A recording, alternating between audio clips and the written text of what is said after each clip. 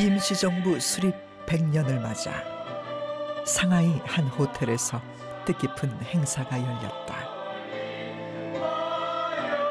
낯선 땅에서 힘겨운 떠돌이 생활을 하면서도 조국 독립을 위해서라면 자신과 가족의 삶을 내던진 애국지사들의 숭고한 넋을 기리는 자리다.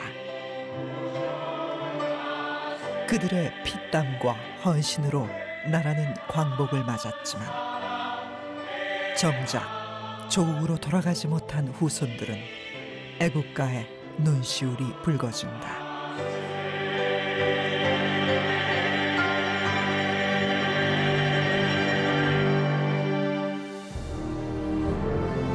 정부가 추산하는 일제강점기 독립운동을 한 애국지사는 15,000명. 이들이 한마음 한뜻으로 이루려 했던 건 오직 빼앗긴 조국의 주권을 되찾는 일이다. 독립운동의 세계라는 것이 무장투쟁이다 뿐만 아니라 거기에는 나라를 찾으려고 하는 외교활동도 있을 테고 또 여성단체들의 청년운동, 노동운동, 농민운동도 다 들어가 있는 거거든요. 누군가는 어디에서 무언가를 준비해야 하고 꽃을 피우고 열매를 맺으려면 씨를 뿌리고 키우는 사람이 있어야 해요. 일제 침탈의 소용돌이 속에 아시아 깊은 내륙 몽골까지 가서 독립운동 거점을 만들어 지킨 애국지사가 있었으니 몽골의 슈바이처로 칭송받았지만 의사라는 안정된 삶을 버리고 뜨거운 민족애로 항일운동에 헌신하다 불꽃 같은 짧은 생을 마감한 비운의 독립운동가 대암 이태준.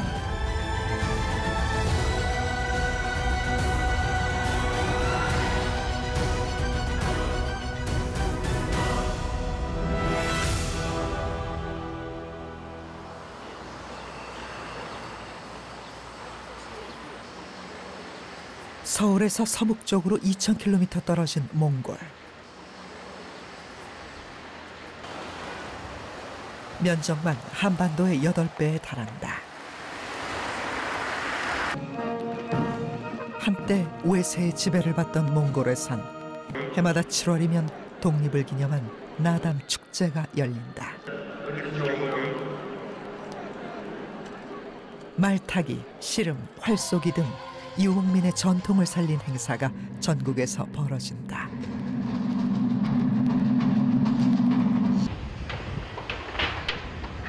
(300만) 몽골 인구의 절반이 사는 수도 울란바토르.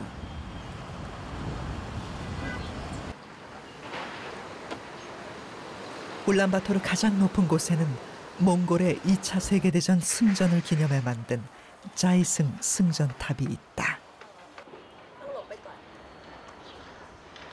시내 전경이 한눈에 보이는 이곳엔 사람들의 발길이 끊이지 않는다.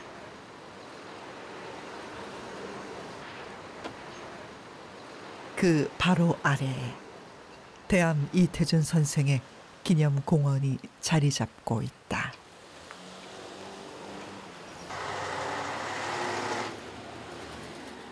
울란바토르에서 가장 좋은 지역으로 평가받고 있는 그런 지역이고 특히 상당히 의미가 있는 것은 몽골 정부에서 약 2,000평의 그 부지를 제공을 했었고 또 그러한 부지 위에 그 당시에 몽골 한인회 그리고 연세의료원 등에서 모금 활동을 통해서 처음에 이태준 선생 기념공원을 이제 조성하게 되었던 것이었습니다.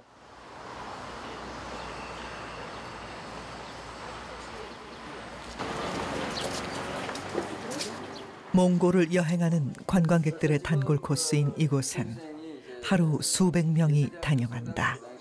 미국이나 중국이나 러시아 쪽에 사실 많이 괜찮은가요? 선생의 초상화가 걸려있는 작은 기념관 안에는 정부로부터 받은 훈장을 비롯해 그를 기리는 물품들이 전시돼 있다. 그가 남긴 커다란 족적은 100년의 세월을 뛰어넘어 깊은 울림을 주고 있다. 지금 이렇게 문명이 발달됐음에도 불구하고 여기까지 오기가 힘든데 그때 당시에 그 시절에 이렇게 멀리 오셔가지고 이렇게 국기순양하시고 널리 여러 민족을 그러니까 전 세계를 위해서 애쓰신 분께 정말 존경스러운 마음을 표해요. 네. 이날은 국외 독립운동 사적지 탐방에 나선 학생과 선생의 인천 이씨 후손들이 대거 방문했다. 선생이 국가보훈처에 이달의 독립운동가로 선정되면서 마련된 행사. 가묘 앞에서 제를 올리고 헌화하며 100년 전 머나먼 땅 몽골에서 조국 독립을 위해 몸바친 선생의 넋을 추모했다.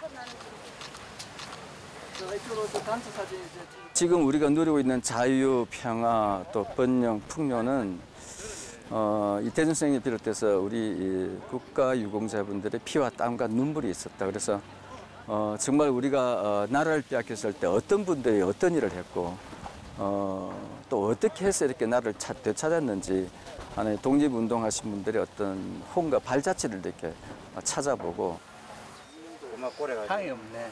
세분을 해야 되니 향은. 그의 후손들은 선생이 자랑스러우면서도 쫓기듯 남의 나라에 와 망국의 아픔을 외로이 견뎌냈을 생각에 가슴이 먹먹해진다.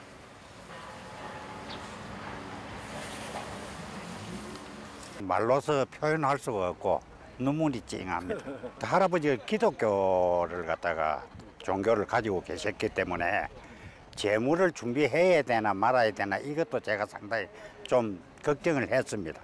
그러나 우리는 우리 방식대로 후손이니까 후손답게 그래 하려고 사진에 참.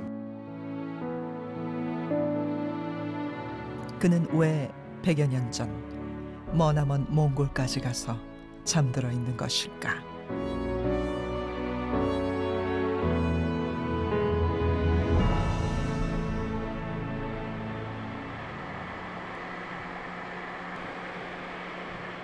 한반도 남쪽의 작은 도시 경남 함안군. 낙동강과 남강을 끼고 있는 기름진 땅을 터전으로 인구 6만 7천여 명이 살고 있다.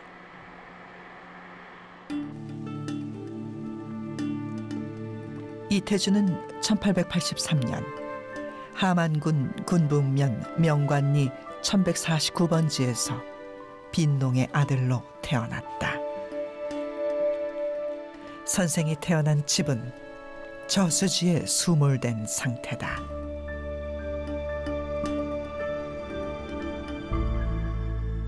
여기가 생카트고요. 1970년도에 이 저수지를 만들면서 아마 수몰된 걸로 알고 있습니다. 1883년도에 이게 태어나셔서 아마 끝까지 살지는 않았고 유년 시대는 요 넘에 도천제가 있는 곳 그쪽에서 생활하신 걸로 알고 있습니다.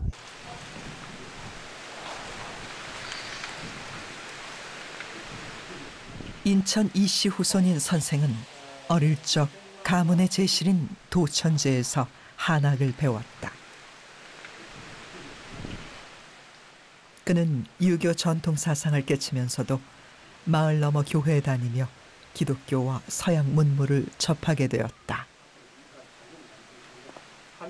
그 즈음 나라는 일산흑약으로 일제의 반식민지로 전락했다. 자주 평화 같은 서양 사상에 눈뜬 청년 이태준은 원통하기 그지없었다. 그는 결혼 후 2딸을 얻었지만 이내 아내와 사별하고 시리의 나날을 보내던 중 홀로 경성으로 향한다. 1907년 그의 나이 24살. 세브란스 의학교에 입학한 것도 그 해였다.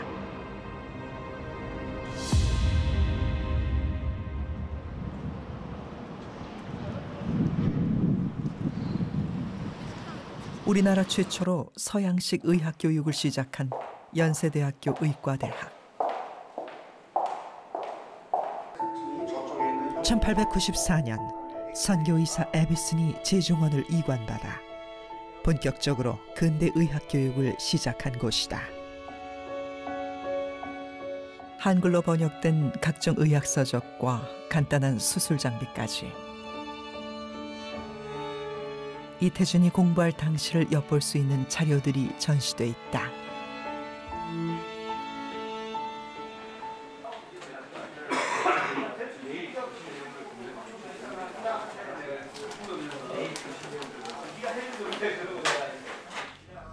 누렇게 빛바랜 학적부엔 이태준의 입학과 졸업 기록이 선명하게 남아있다.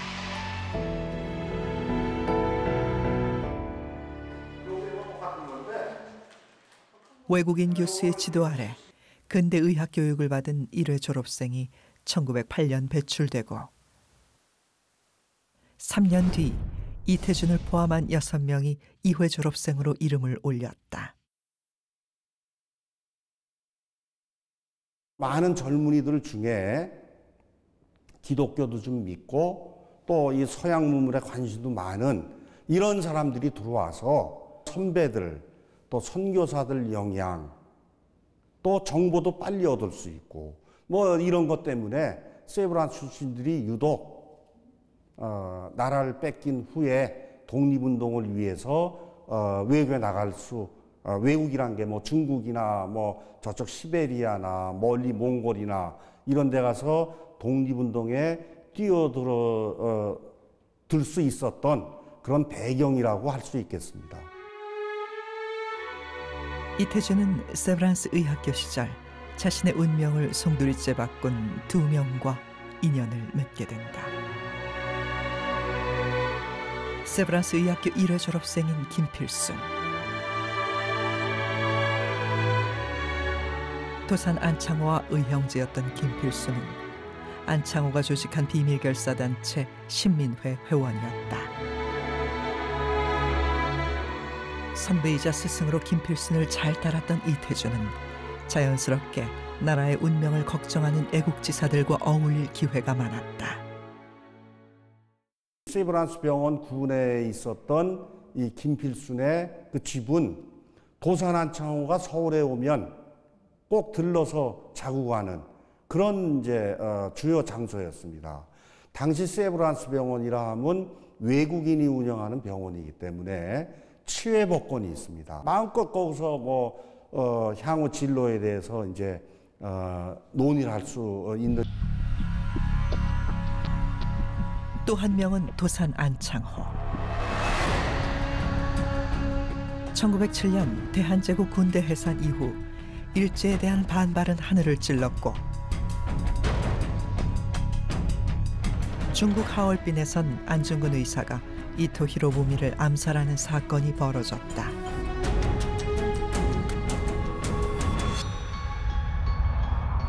도산 안창호는 이 사건 배후 혐의로 체포됐다 이듬해 석방됐지만 일제의 모진 고문 후유증으로 세브란스 병원에 입원한 것이다.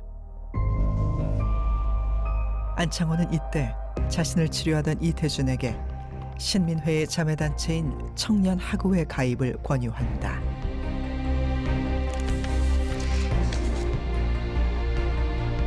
청년하구회에 가입하면서 이태준은 민족의식을 키웠고 본격적으로 독립운동의 길을 걷게 된다. 훗날 중국으로 망명한 이태준은 자신을 인도하고 친히 입회금까지 내준 안창호에게 각별한 고마움을 표했다.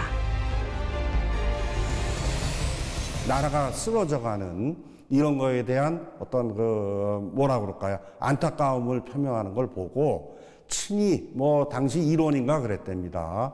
1원을 내주면서 지금 최남선이 청년하구회라는 단체를 조직해서 지금 이 나라를 위해서 지금 일을 하고 있으니 자네가 거기에 참여해서 힘을 보태면 어떤가? 그러면서 친히 입회비 1원을 내줬다고 합니다. 김필순과 이태준은 졸업 후 병원에 남아 일했지만 조국은 더 이상 주권 국가가 아니었다. 1910년 치욕적인 한일 합병 조약으로 대한제국은 일제의 식민지가 되었다. 지식인들의 반발이 전국 각지에서 일어났고 일제의 무자비한 탄압도 시작됐다. 신민회를 중심으로 한 항일 지식인 600여 명을 대거 붙잡아 105명을 재판에 넘긴 105인 사건이 대표적이다. 신민회 회원이었던 김필수는 체포 위기에 처하자 서둘러 경성을 떠난다.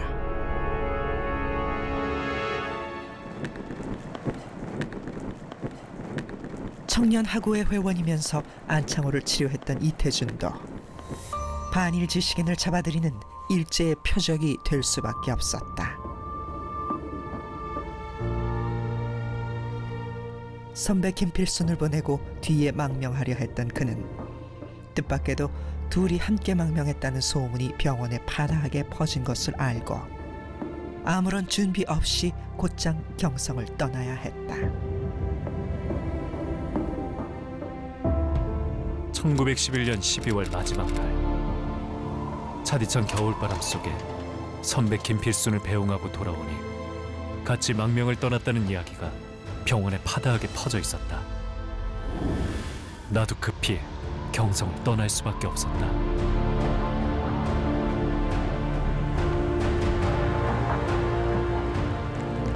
조국 독립이라는 큰 뜻을 품기는 했지만 가족과 작별 인사도 나누지 못한 채 일제의 폭압을 피해 혈혈단신 남의 나라로 가야 했던 그의 심정은 얼마나 참담했을까.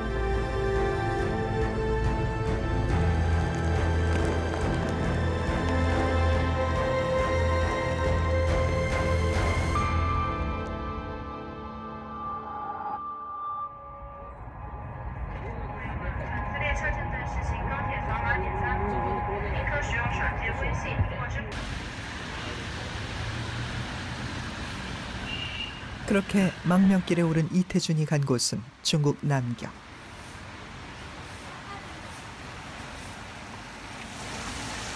상하이에서 서북쪽으로 300여 킬로미터 떨어진 남경은 유구한 역사의 도시다.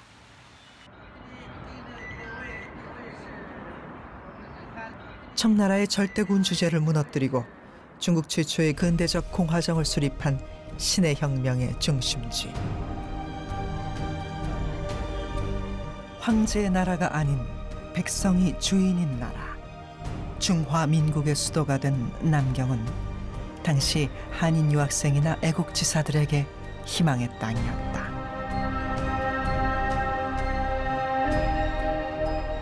상하이나 난징으로 가신 분들은 대부분 우리가 새로 독립을 할 때 국가는 어떤 국가냐?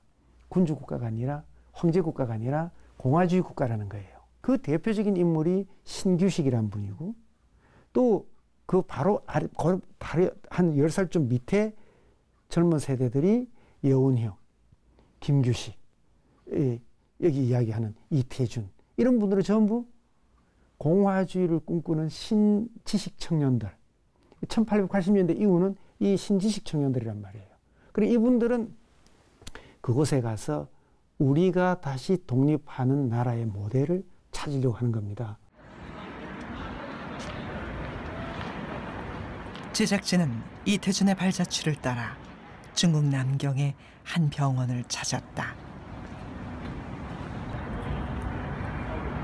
현대식 건물 옆에 100여 년 역사를 그대로 드러내는 작은 벽돌 건물이 눈에 띈다. 1800년대 후반 설립된 기독의원. 선교사가 건립한 이 병원에서 이태준은 2년 정도 근무했다.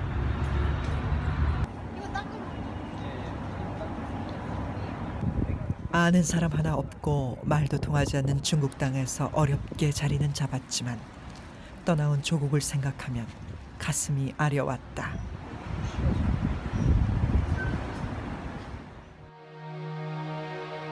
이곳에서 이태준은 자신에게 민족 혼을 불어넣어준 토산 안창호에게 편지를 쓴다. 신의 혁명에 감명받아 남경으로 오게 된 경의와 근황을 전하며 빼앗긴 조국에 대한 안타까움을 절절히 표현했다.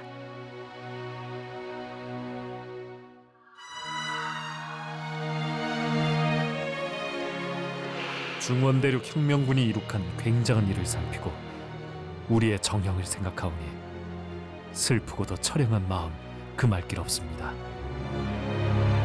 우리는 언제 국권과 자유를 어떻게 회복할지 막막합니다. 동포를 이별하고 조국을 떠나서 이와 같이 원통한 회포를 어찌 감당하겠사옵니까?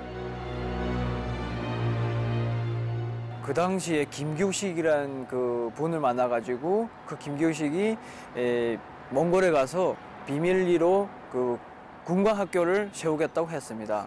그래서 그 이태준 선생님은 비록 여기에서 병원직을 했지만 그래도 그 이태준 선생님이 그 마음속에는 다시 독립을 해서 나라를 되찾겠다는 이런 정신 생각은 항상 있었습니다. 그래서 뭘 하든지 독립에 도움만 된다면 뭐든지 할 수 있겠다 하고 할 수 있다라는 생각에 같이 몽골로 간 거예요. 남경으로 건너온 여러 망명지사들과 접촉하던 이태준은 이때 자신의 두 번째 운명을 바꾼 인물을 만난다. 훗날 대한민국 임시정부 부주석이 되는 우사 김규식. 이태준은 김규식의 권유로 독립운동의 근거지를 몽골로 옮기기로 결심했다. 1913년 8월 김규식은 안창호에게 어떤 임무를 수행하기 위해 곧 몽골로 향할 것이라는 소식을 전하고 이듬해 이태준과 함께 몽골로 간다. 일제의 탄압을 피해 해외로 건너간 애국지사들이 비밀리에 연락하며 광복의 기회를 노리고 있던 때였다.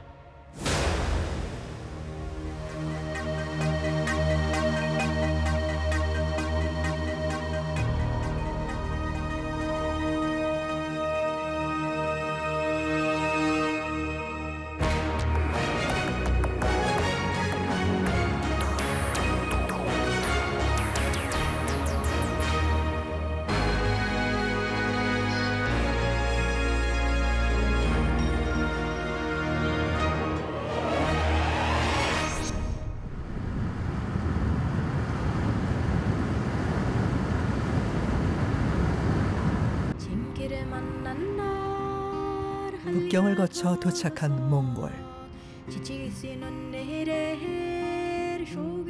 수도 울란바토르에서 동쪽으로 70km 정도 가면 테를지 국립공원이 있다.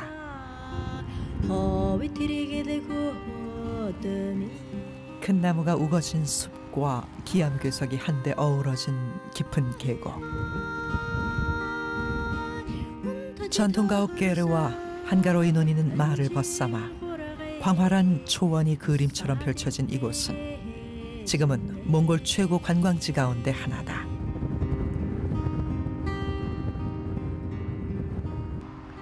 김규식과 이태준은 이곳에 비밀 군관 학교를 세워 독립군을 양성할 계획이었다. 김규식 선생하고 1914년에 갈 때는 몽골의 하나의 독립운동 기지를 만드는 근거지를 만든다고 하는 거거든요. 요즘은 그 내륙에 깊숙이 있는 몽골이 위치하고 있었기 때문에 일본의 힘이 미치지 않는 그 지역이란 말이에요, 거기가. 이제 그런 구상으로 갔던 건데 이제 그 계획이 제대로 이제 되지는 않았죠. 그 무렵 몽골에선 전염병이 무섭게 돌았다. биднийг одоо оюутан байх үед за Монголын эрүүл мэндийн систем ямар байсан талаар бол биднэрт зааж сургаж ирсэн. Бид тэр зааж сургаж ирсэн түүхээ сонсох юм бол Монгол улс 1920-од оны үед 500-аас 600 мянган хүн амтай тэр хүн амын одоо дийлэнх нь нэлээд одоо өвчлөлтөй ялангуяа халдварт өвчлөлтөй зарим гадны судлаачид бол Монгол улс одоо ийм өвчлөлийн байдалтай явах юм бол удахгүй устдаж одоо байхгүй болж магадгүй гэдэг тийм тайлбарыг хүртэл хэлжсэн тийм орн байсан. 의술을 배운 의사로서 이를 차마 외면할 수 없었던 이태주는 울란바토르에 병원을 세웠다. 동의의국. 조선의 독립을 위해 뜻을 같이 하는 사람들의 병원이란 의미였다. 비록 국내에서 자금이 들어오지 않아 비밀 군관 학교는 세우지 못했지만 그의 삶의 나침반은 오직 조국 독립을 향해 있었던 것이다.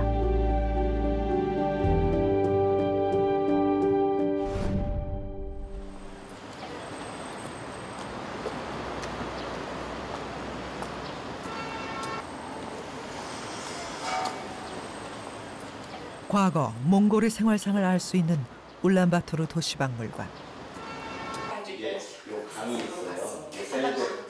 1910년대 울란바토르 시내를 그린 지도가 남아있다. 데가 요 근처예요. 이렇게. 지금 현재 있는 라마 불교의 본산인 깐등사원과 마지막 왕 보그드 칸의 궁전, 그리고 외국인 병원이 몰려있던 동쪽 거리 등이 정확히 나와 있다.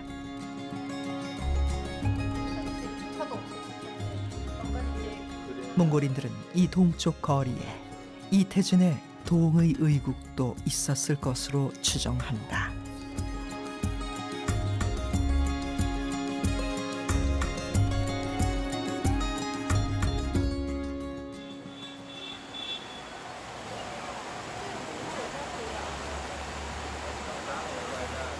당시 근대의술을 선보인 외국인 병원은 러시아, 중국 병원 서너 군데와 이태준의 동의의국이 전부였다.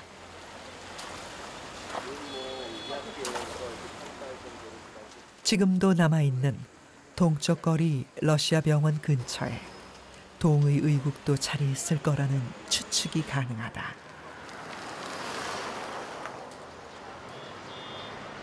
러시아 병원이 있었고 중국 병원이 있었고 그런 병원들이 있었는데 그런 병원들은 자국민들, 중국 사람들, 러시아 분들을 위해서만 사실 운영이 되었고 이태준 쌤 같은 경우에는 그런 부분에 있어서는 이렇게 개방적이었었던 것 같습니다. 라마 불교의 영향으로 병에 걸리면 기도나 드리고 주문을 외는 등 미신적인 치료에 의존했던 몽골에서 의사 이태준의 명성은 점차 높아졌다. 사선을 넘나드는 그들을 구해준 그를 몽골인들은 신인, 하늘에서 내려온 열의 불이라 칭송했다.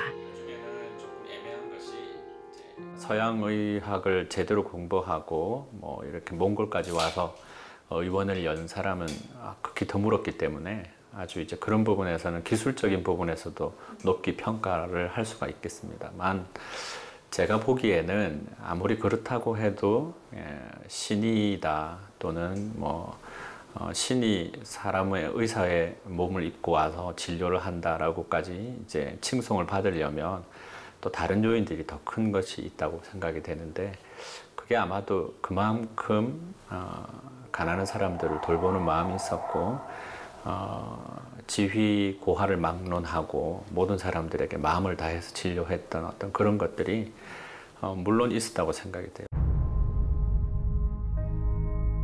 몽골 정부의 두터운 신임을 얻게 된 이태준은 몽골의 마지막 왕인 보그드 칸의 주치의까지 오르게 된다.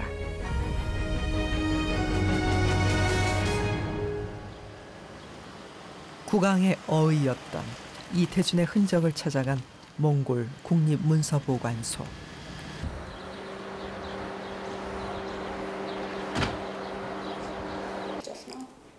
보그드 칸은 국가에 큰 공을 세운 사람들에게 최고 훈장 에르데니 인 오치르를 수여했는데 그 기준과 누가 받았는지를 기록으로 남겨놓았다. 이태준은 귀중한 금강석이라는 뜻의 에르데니 인 오치르를 받은 유일한 한국 사람이었다. 1913 онд Богдхааны зарилгаар Эрдэнэ очир одонг бий болгоод түүнийг хэрхэн Эрдэнэ очир одонгоор ямар хүмүүсийг хэрхэн яаж чагнах тухай дүрм хэмжээ тогтоосон. Тэрхүү дүрм нь л энэ багхгүй юу. Гутгаар зэргийн Эрдэнэ очир 5 зэрэг гэдэг одоо төшмөлийн юунд энэ 3 дугаар зэргийн 1 дугаар зэргийн эрдэнэ очрыг авсан. Итэжүү үлчээ авсан бол 3 дугаар зэргийн 1 дугаар зэргийн 이 소식은 상하이에 있는 대한민국 임시정부에도 전해져 독립신문에 실리기도 한다.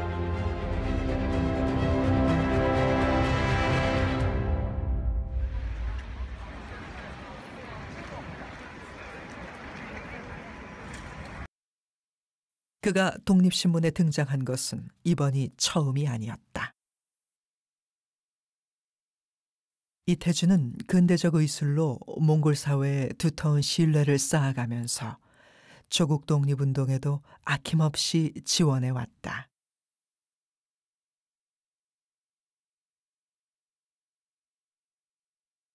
(1919년 9월 23일자) 독립신문. 이태준이 대한민국 임시정부에 은을 기부한 것에 대한 감사의 뜻이 담겨 있다. 이태준은 그해 자주독립의 정당성을 알리기 위해 파리 강화회의에 파견되는 임시정부 대표 김규식에게 거금 2,000원을 지원한다. 그 당시 1원을 오늘날 화폐로 환산해 보면 대략 14만 원이 됩니다. 1원이. 그렇다고 한다면 2,000원은 약 2억 8천만 원이 됩니다.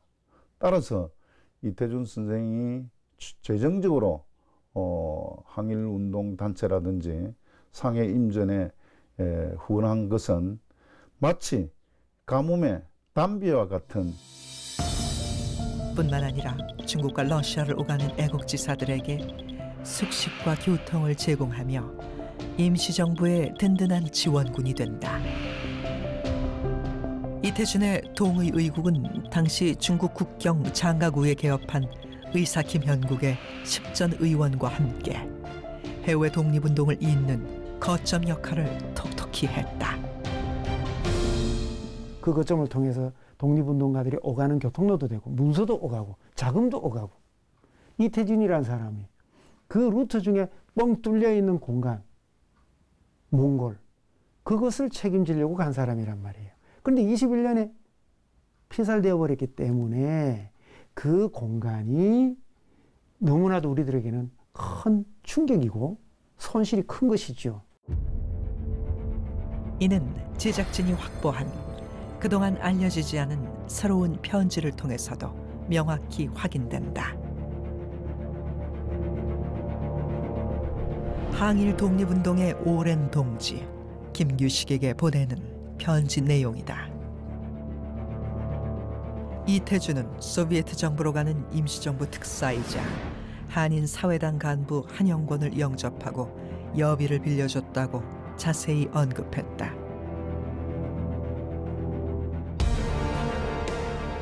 이태준의 도움을 받은 한영권은 모스크바로 가서 소비에트 정부로부터 200만 금 루블의 자금 지원을 약속받는다. 한인 사회당의 비밀당원으로 활동하던 이태준은 이 자금의 운반에도 깊이 관여하게 된다.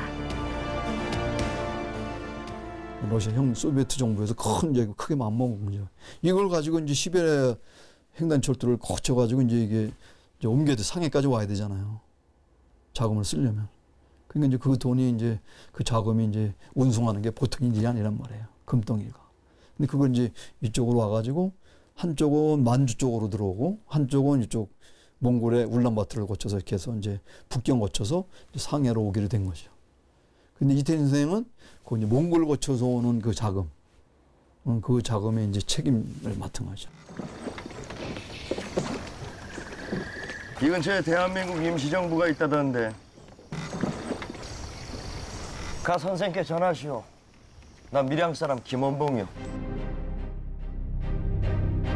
당시 만주 길림성에는 약산 김원봉을 중심으로 무장 항일 단체 의열단이 활동하고 있었다.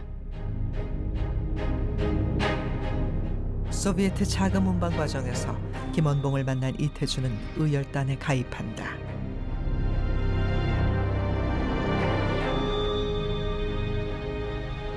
질이 좋지 않은 폭탄 불발로 아까운 생명을 잃는 일이 찾아 우수한 폭탄 제조자를 절실히 원하고 있던 김원봉에게 이태준은 헝가리 포로 출신인 자신의 운전수 마자르를 소개한다.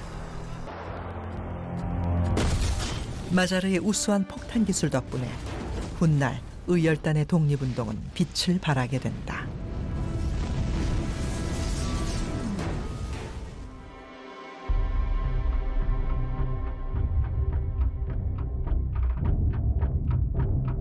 (1920년) 가을, 울란바토르는 무척 혼란스러웠다. 중국 군대가 점령하고 있던 울란바토르에 러시아 반혁명파인 운게른 부대가 침입한 것이다. 소비에트 자금 운반 책임을 맡은 이태준은 활동에 제약을 받을 수밖에 없었다. 미친 남작이라는 별명을 가진 운게른은 잔인하기로 악명 높았고 울란바토르 점령 이후 대대적인 약탈과 살육을 자행했다. 이 과정에서 이태준도 비극적인 최후를 맞는다. 자신이 운반해야 할 자금 4만 금 루블을 싣고 마자르와 함께 울란바토르를 떠나던 날, 국경 근처에서 붙잡힌 이태준은 그의 집에 감금된 후 무참히 살해된다. 러시아 혁명파, 즉 소비에트 정부와 긴밀히 연관됐다는 혐의다. 선생의 초구는 그를 신문했던 운게른 부대 마키예프 대위의 회상록에 생생히 묘사돼 있다. 그의 나이 불과 38살. 독립운동 자금 운반을 위해 목숨을 건 위험도 마다하지 않은 것이다. 4만 루블은 이제 이태준 선생이 이제 나중에 가져가기로 했던 건데, 이제 그 과정에서 이제 그 백위파가 들어와 가지고 그 돈도 행방불명이 된 거고, 러시아 볼셰비키들하고 소위 당시 과격파라고 불렸는데, 이 과격파들하고의 어떤 그런 연계, 관련성, 이거를 이제 의심을 받아서 이제 학살이 되는 거거든요. 그의 죽음에 관해서는 아직 풀리지 않는 점들이 많다. 하지만 앞서 선생이 죽기 9개월 전에 김규식에게 보낸 편지를 보면 그가 러시아 혁명 세력과 일정 정도 협력을 모색했을 가능성도 없지 않다. 그의 죽음은 애국지사들 사이에 널리 알려졌다. 몽양 여운형은 1921년 가을 러시아로 가던 도중 울란바토르에 머물렀을 때 안타깝게 목숨을 잃은 이태준의 무덤을 찾아 애도했다.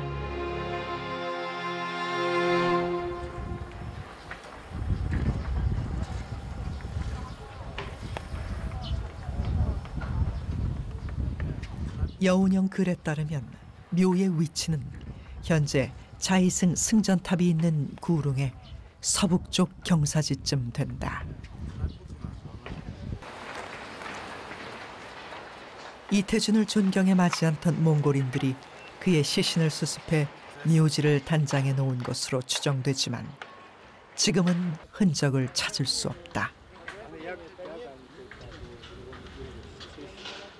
중턱에 지금은 이제 길이 돼버렸지만은 그 앞이 어떤 거냐면은 그 옛날에 그 뭐랄까 전통적으로 라마승들, 그 몽골의 이제 국교 마창인 라마교의 스님들이 돌아가시면은 그 묻히던 그런 귀족들이죠. 묻히던 장소가 바로 앞이었대요. 아무나 묻힐 수 없는 건데, 결국은 이태준 선생이 돌아가시고 나서 이태준 선생을 기억하는 몽골 사람들 또는 그 인민혁명당이나 혁명 정부의 지도자들 중에서 누가 이렇게 이태준 선생의 묘를 뭐랄까 그 시신을 수습을 해가지고서 아마 이게 의미 있는 그 지역에다가 곳에다가 이렇게 그 묘를 만들어서 이렇게 좀 저기 한 거 추모를 한 게 아니겠는가 이렇게 이제 추정을 하는 거죠.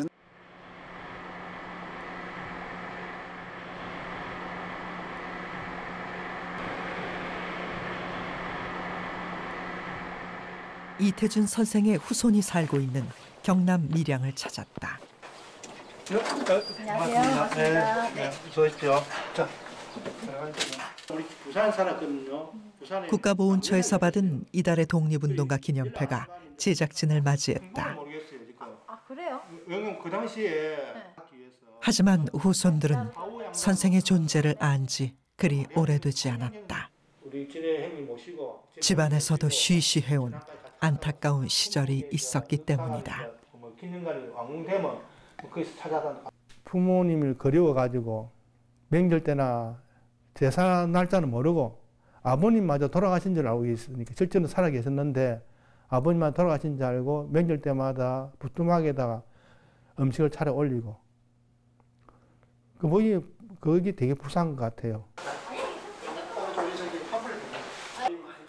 한국에서 간 사람은 몽골로 간 사람 아니까 내가 물어보니까. 고향인 하만에서 선생의 기념사업회가 활동한 것도 10년 남짓밖에 되지 않았다.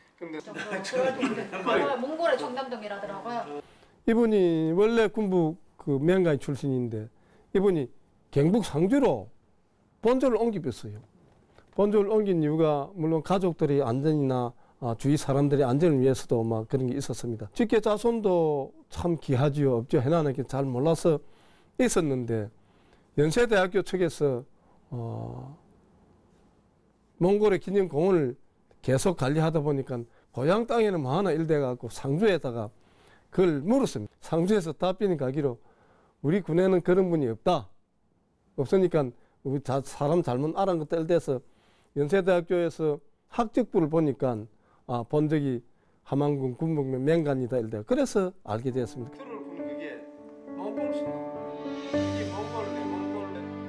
가족에게 피해가 갈까봐 고향도 숨길 수밖에 없었고 후손들은 생사조차도 명확히 알 수 없었던 것이다.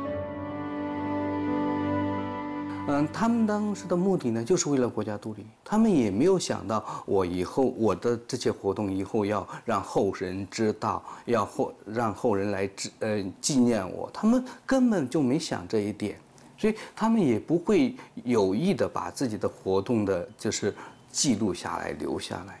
但是呢，就是我们从一些相关的文献中呢，还是能找到一些蛛丝马迹。 단지 조국 광복을 위해 몸바쳤을 뿐인데 독립이 되고 한국전쟁을 거친 뒤 정치 이념 문제로 결부되어 항일운동 연구가 충분히 이루어지지 못한 것도 하나의 이유로 보인다. 정부의 색깔이 어떤 것이냐에 따라서 독립운동사를 높이 평가하거나 또는 낮추어 폄하하는 이 기복이 심하다는 말이죠. 이게 정치적인 문제가 아니거든요. 나라를 위해 살다 가신 분들에 관한 이야기를 정치적인 색깔 논리로 부각시킨다거나 또는 내려누른다라고 하는 것은 아주 잘못된 이야기거든요. 하시겠습니다.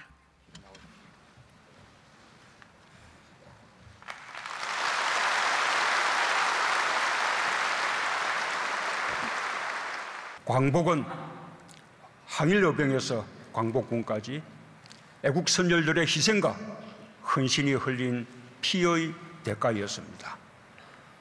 직업도 성별도 나이의 구분도 없었습니다.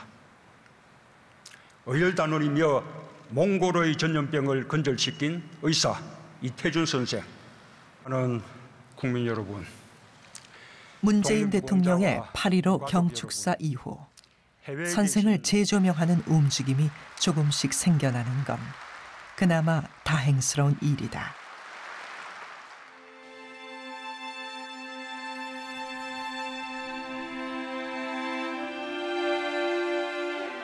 선생의 고향인 하만군은 생가와 멀지 않은 곳에 이태준 기념공원을 조성할 예정이다. 올해 첫 삽을 떠 내년 말이면 국내에도 선생의 정신을 기리는 공간이 문을 연다. 하만은 경남에서 3.1 만세운동이 가장 먼저 일어난 곳으로 독립운동의 중요한 요충지였습니다. 3.1운동 100주년을 기념해 이태준 선생님의 기념공원과 기념관을 만들어서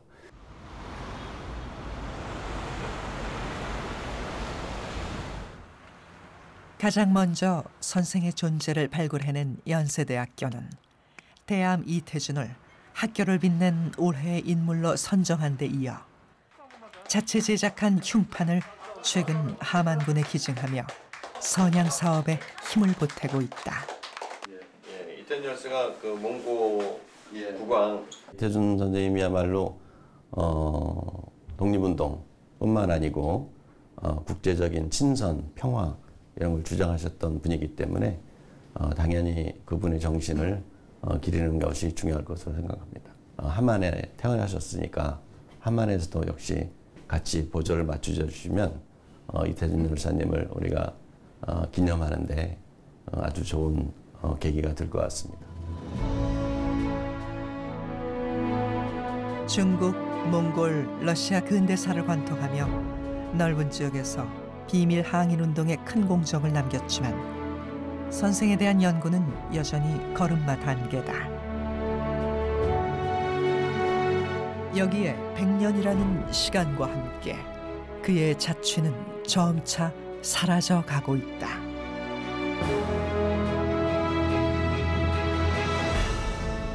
이태준 선생 같은 경우도 그런 국제주의적인 어떤 인터내셔널리즘에 입각해서 활동한 거기 때문에 그런 부분들을 우리가 이제 다 평가를 해줘야 되고, 그래서 이제 그런 측면에서 보면은 지금 이제 활동에 순국했다고 하는 그 문제뿐만이 아니고, 그다음에 이제 활동에 지금 그동안에 알려지지 않았던 것들을 더 추가적으로 좀 하게 되면은 지금 현재 이제 애족장은 좀 약간 이제 좀 낮은 그 평가죠. 직업 얻으려고, 자리 하나 얻으려고, 돈 벌려고 독립운동한 거 아니잖아요. 오로지 결의가 나라를 잃었을 때 그 결의가 나라를 되찾을 수 있도록 자기를 희생하신 분들에 대한 이야기는 좀 더 적극적으로 발굴하고 정리하고 또 선양하는 그런 정책도 있어야 되고 국민들의 마음가짐도 있어야 될 것 같다. 그런 생각입니다.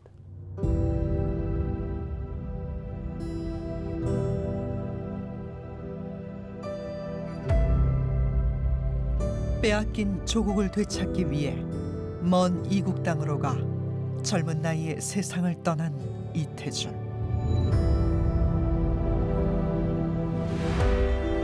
경랑의 세월을 보내며 유해조차 찾을 수 없는 그의 고귀한 넋이라도 그토록 원하던 광복된 조국의 품으로 돌아오길 기대해본다.